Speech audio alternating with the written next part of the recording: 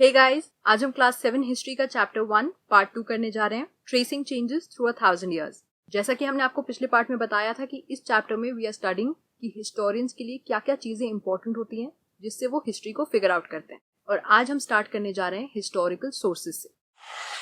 Historians जो हैं ये अलग अलग टाइप के सोर्सेज पढ़ते हैं जिससे ये पास्ट को डेसिफर कर सके, लेकिन कब कौन सा सोर्स यूज करना है ये इनको कैसे मालूम पड़ेगा। The source they use depends on 2 factors, the period they are studying, क्योंकि अलग अलग टाइम पीरियड की अलग अलग सोर्सेज अवेलेबल हैं, और the second factor is the nature of their investigation, कि वो कौन सी इन्फॉर्मेशन ढूंढना चाह रहे हैं। जैसा कि हमने आपको पिछले पार्ट में भी बताया था कि क्लास 7th की जो बुक है इसमें 700 से लेके 1750 तक की जो हिस्ट्री है वो कवर करी गई है। So that's approximately 1000 years. और 1000 ईयर्स में आपको भी मालूम है कि हिस्ट्री के बहुत सारे सोर्सेज निकल आएंगे, जैसे कि कॉइन्स, इंस्क्रिप्शंस, आर्किटेक्चर और टेक्सचुअल रिकॉर्ड्स। लेकिन ये इतना आसान नहीं है। 1000 ईयर्स तक की हिस्ट्री पता लगाना is obviously not an easy task. इस टाइम पीरियड की जो भी सोर्सेज हैं काफी सारे ऐसे हैं जो आपस में डिसकंटिन्यूअस हैं, मतलब एक से हमें जो इन्फॉर्मेशन मिल रही है वो जहाँ पे खत्म हो रही है, नेक्स्ट वाला सोर्स जो इन्फॉर्मेशन दे रहा है वो कहीं और से स्टार्ट हो रही है। सो इन दोनों टाइम पीरियड्स के बीच के बारे में हमें कुछ मालूम ही नहीं है। और इस पीरियड की एक और इंटरेस्टिंग बात है, इस टाइम पीरियड में जितने भी टेक्सचुअल रिकॉर्ड्स थे उनका नंबर काफी इंक्रीज कर गया। मतलब 700 से लेके 1750 तक there were a lot of textual records which were available text form में, डॉक्यूमेंट फॉर्म में, और ये जो रिकॉर्ड्स हैं they replaced other kinds of historical sources. बाकी सोर्सेज कम हो गए और टेक्सचुअल रिकॉर्ड्स बढ़ गए। पर ऐसा क्यों हुआ उसका भी एक रीजन है। इस पीरियड के दौरान पेपर जो है ये ग्रेजुअली चीप होता गया और ज्यादा वाइडली अवेलेबल हो गया, और इसीलिए टेक्सचुअल रिकॉर्ड्स और डॉक्यूमेंट्स बढ़ गए। तो पेपर को किस लिए यूज करते थे? रिलीजियस टेक्स्ट लिखने के लिए, रूलर्स के क्रॉनिकल्स लिखने के लिए, मतलब उन्होंने किस समय कौन सा वॉर लड़ा, कौन सी जगह को कॉन्कर किया, एक्सेट्रा। सेंट्स की टीचिंग्स लिखने के लिए, अपने एम्पायर के एडमिनिस्ट्रेशन, जुडिशियल रिकॉर्ड्स ये सब लिखने के लिए, और अकाउंट्स और टैक्सेस मेंटेन करने के लिए। एक और इंटरेस्टिंग चीज ये हुई थी कि जो मैन्यूस्क्रिप्ट्स हैं, आपको मालूम है मैन्यूस्क्रिप्ट्स क्या होते हैं? हाथ से लिखे हुए डॉक्यूमेंट्स। अब क्योंकि ये इतने प्राइज्ड हो गए थे और अब ये इतने फैशन में आ गए थे कि जो वेल्दी पीपल थे, रूलर्स थे, मोनास्ट्रीज, टेम्पल्स, ये सब मैन्यूस्क्रिप्ट्स कलेक्ट करने लगते हैं। बाद में जब हम लोगों को ये मैन्यूस्क्रिप्ट्स मिले तो हमने इनको लाइब्रेरीज और आर्काइव्स में रख दिया। अब यहीं पे जान लेते हैं कि आर्काइव्स क्या होता है। ये एक ऐसी जगह होती है जहाँ पे डॉक्यूमेंट्स और मैन्यूस्क्रिप्ट्स को स्टोर किया जाता है। आज सारी नेशनल और स्टेट गवर्नमेंट्स के पास आर्काइव्स हैं जहाँ पे वो अपने पुराने ऑफिशियल रिकॉर्ड्स और ट्रांजैक्शंस को रखते हैं, स्टोर करते हैं।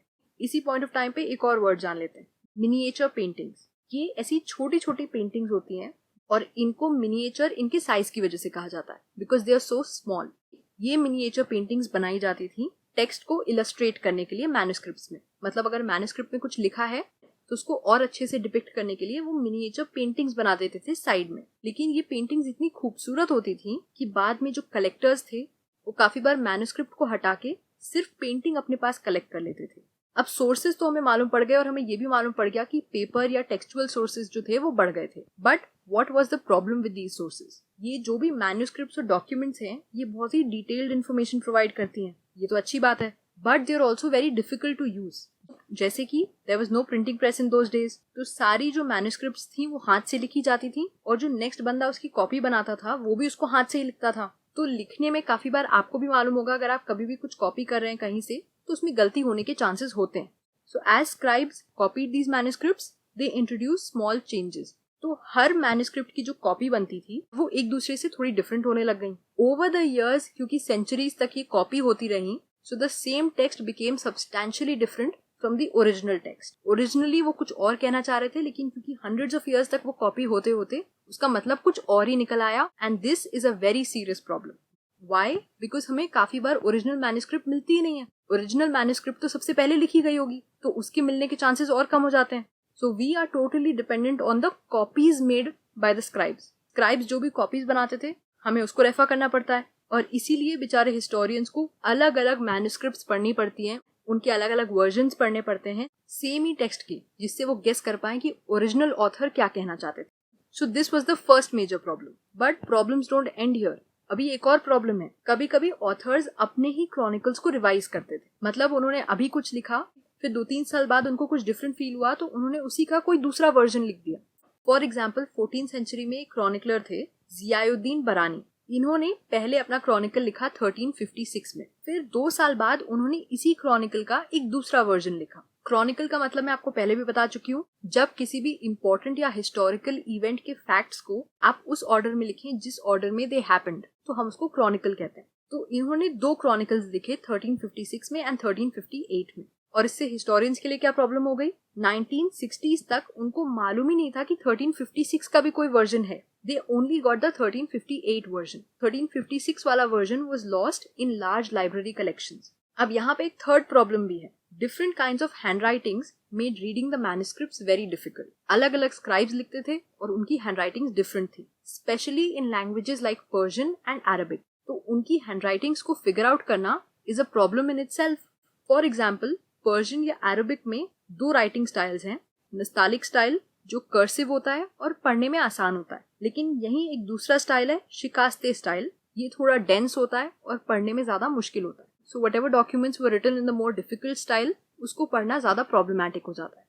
अब हम आते हैं नेक्स्ट पार्ट पे, social and political groups. Obvious सी बात है कि 1000 years में बहुत सारे नए सोशल ग्रुप्स और पॉलिटिकल ग्रुप्स आए होंगे, लेकिन how do these help historians in understanding the past? जैसा कि हम बात कर चुके हैं कि 1000 years की हिस्ट्री पढ़ना is a very big challenge. Why? Because of the scale and variety of developments in this period. Scale का मतलब कितने सारे और वैरायटी का मतलब कितने टाइप के। So a lot of changes and also a variety of changes happened during these 1000 years. For example, नई technologies develop हुई and that too in different fields. जैसे irrigation के फील्ड में Persian wheel develop हो गई, weaving के field में spinning wheel आ गई और combats में fire arms यूज होने लग गए। इसी तरह से नए लोगों के साथ और क्या आया? New foods and beverages. Potatoes, corn, chilies, tea, coffee, ये सब हमारे सबकॉन्टिनेंट में बाहर से आया था। So as new people began coming to our subcontinent, उनके साथ साथ नई टेक्नोलॉजी, फूड और नए आइडियाज भी आ रहे थे। And that is why we can say कि 700 से 1750 का ये जो अप्रोक्सीमेट 1000 years है, this saw a lot of social, political, cultural and economic changes. और इन चेंजेस को हम 4 टाइप्स में कैटेगराइज कर सकते हैं। Period of great mobility, a period of gaining political importance, a period of change in habitat and a period of social changes. अगर आप देखें तो आप चारों को किसी एक फील्ड से रिलेट कर सकते हैं। अ पीरियड ऑफ ग्रेट मोबिलिटी मतलब इकोनॉमिक चेंजेस। लोग एक जगह से दूसरी जगह ट्रैवल करते थे in search for new opportunities, और क्योंकि हमारे सबकॉन्टिनेंट पे बहुत सारी पॉसिबिलिटीज थी वेल्थ कमाने की, बहुत ऑफर्स थे, बहुत पोटेंशियल था, so a lot of people came to our subcontinent from the outside. The second change which we discussed was political. तो ये ऐसा भी पीरियड था जिसमें बहुत सारे लोगों को पॉलिटिकल इंपॉर्टेंस मिल रही थी, जैसे कि the Rajputs became very important. और भी लोग थे जैसे द मराठास, सिख्स, जट्स, अहोम्स एंड कश्यप्स। ये एक कास्ट होती है जो स्क्राइब्स की होती है। तो ये सारे दूसरे ग्रुप्स भी बहुत इंपॉर्टेंस गेन कर रहे थे, लेकिन सबसे ज्यादा इंपॉर्टेंस जिन्होंने गेन करी थी इस पीरियड में वो थे राजपूत्स। ये जो राजपूत वर्ड है, this is derived from the word राजपुत्र, जिसका मतलब होता है the son of a ruler.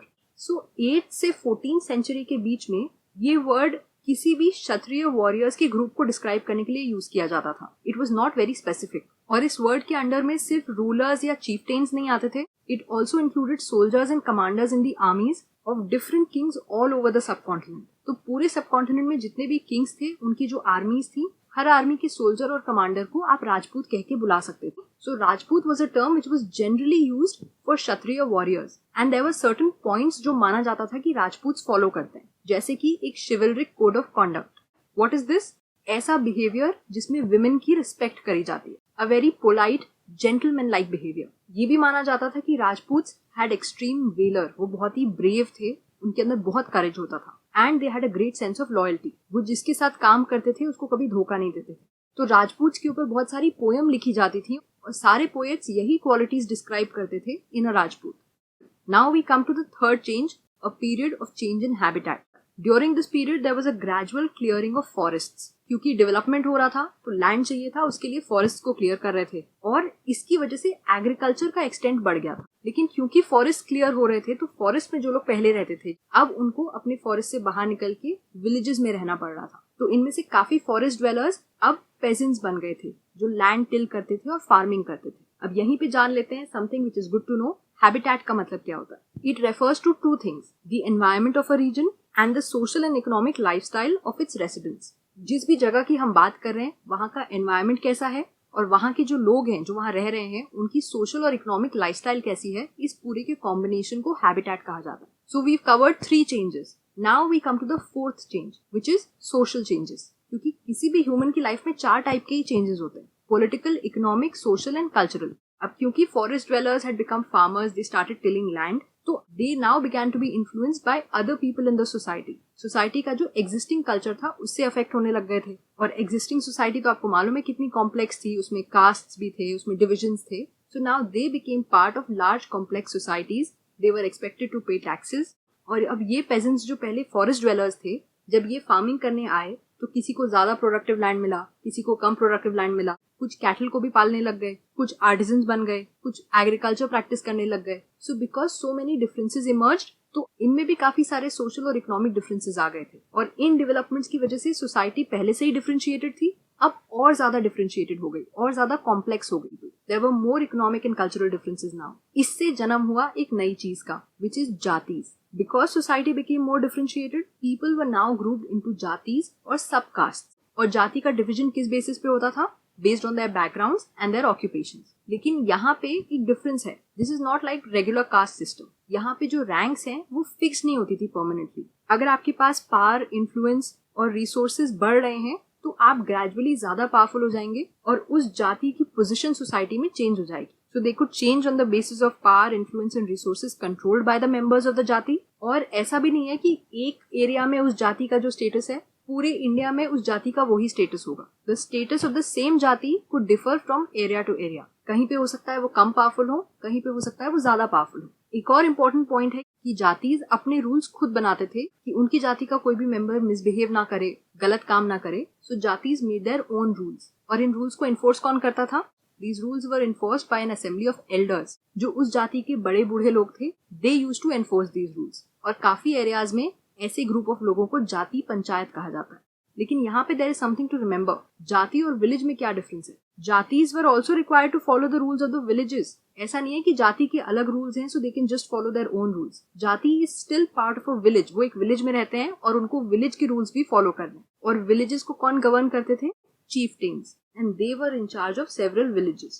जाति और विलेज आपस में मिलके they formed only a very small unit of the entire state। King का जो भी स्टेट होता था, जो भी एम्पायर होता था, उसका एक छोटा सा ही हिस्सा होता था विलेज और जाति। और उनमें भी इतने सारे डिफरेंसेस होते थे, economic and social cultural differences. So you can understand that the society had become so complicated in these 1000 years। इसी के साथ हमने part 2 of this chapter complete कर लिया है। आई होप आपको यहाँ तक समझ में आ गया होगा। नेक्स्ट पार्ट में हम जानेंगे कि और कौन सी चीजें हैं जिससे हिस्टोरियंस पास्ट को फिगर आउट करते हैं।